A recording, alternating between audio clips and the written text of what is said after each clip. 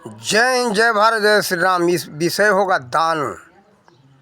देखो, आजकल दान के विषय में हमारे ब्राह्मण और साधु ये लोगों को पाठ पढ़ाते रहते हैं कि जितना दान करोगे उतना ही आपको अधिक पुण्य मिलेगा, और दान करोगे तो आपको स्वर्ग प्राप्त होगा, परम धाम प्राप्त होगा।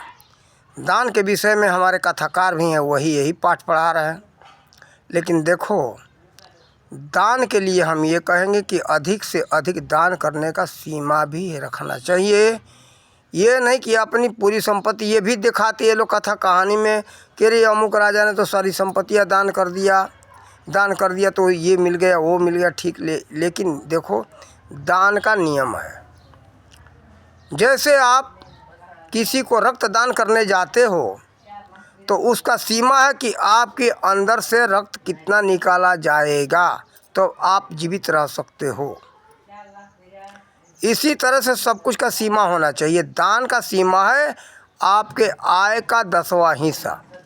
आपके आय का 10वां हिस्सा ही दान करना चाहिए।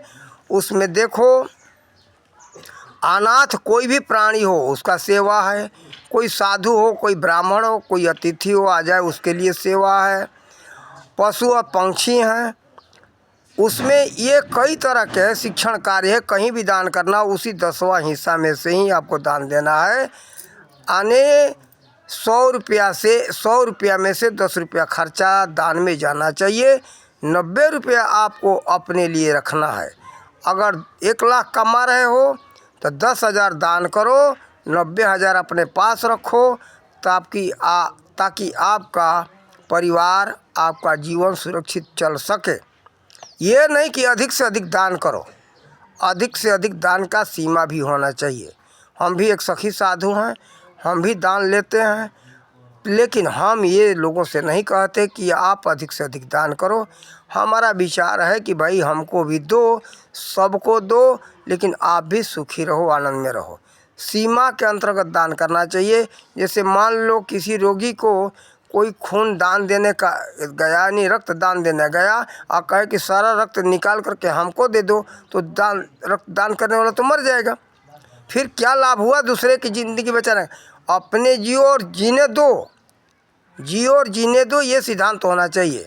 हम भी जिए, आप भी जियो, हम भी आराम में रहे, आप भी आराम में रहो, ऐसा होना चाहिए। दान के अंतर्गत ऐसा होना चाहिए। और कोई भी आ जाए, किसी को खाली हाथ नहीं जाने देना चाहिए। अगर विश्वास है तो पूरा दो, और नहीं तो थोड़ा दो।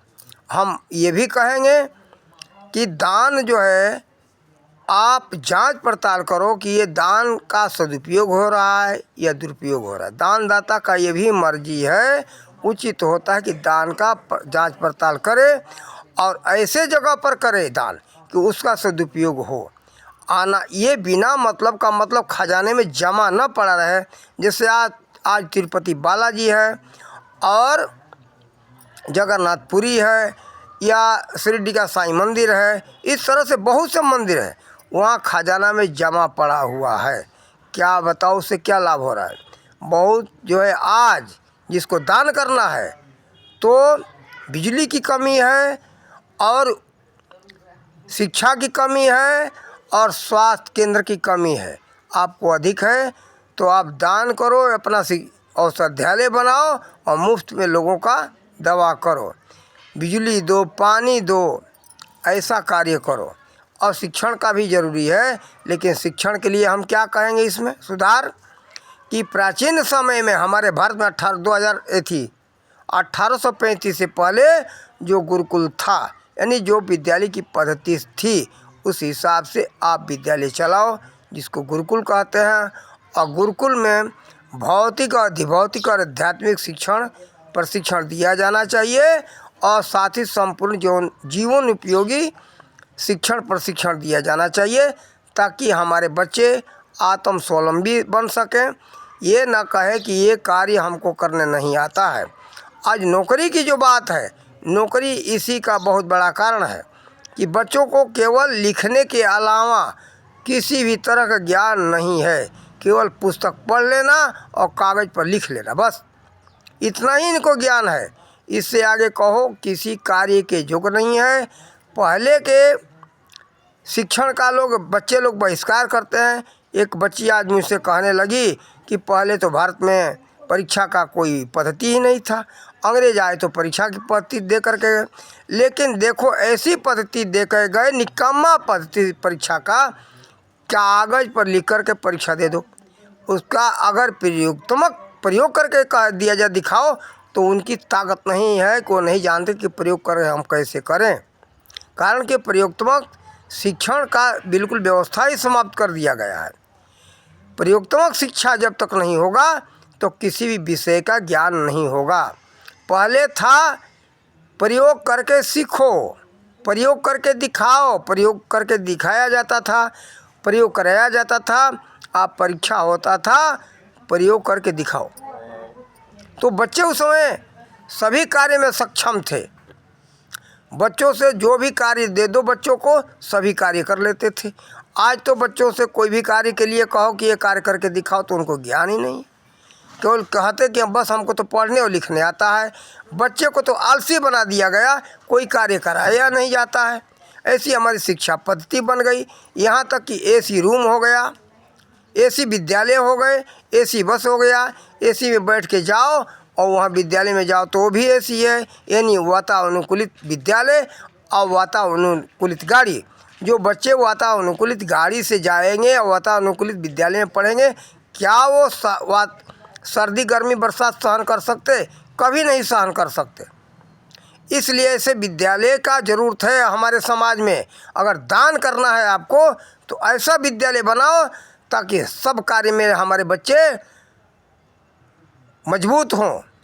श्री राम जी राजा के लड़के थे, भगवान श्री कृष्ण राजा के लड़के थे, लेकिन ये लोग भी ऐसे ही शिक्षण केंद्र में जाकर के विद्या अध्ययन किए, वहाँ गाय चराए, खेती किए, सभी कार्य को सीखे। आप लोगों को एक उदाहरण दे दूँ। भगवान श्री कृष्ण पढ़ते समय में लकड़ी तोड़ने के लिए गए थे जंगल में रसोई के लिए।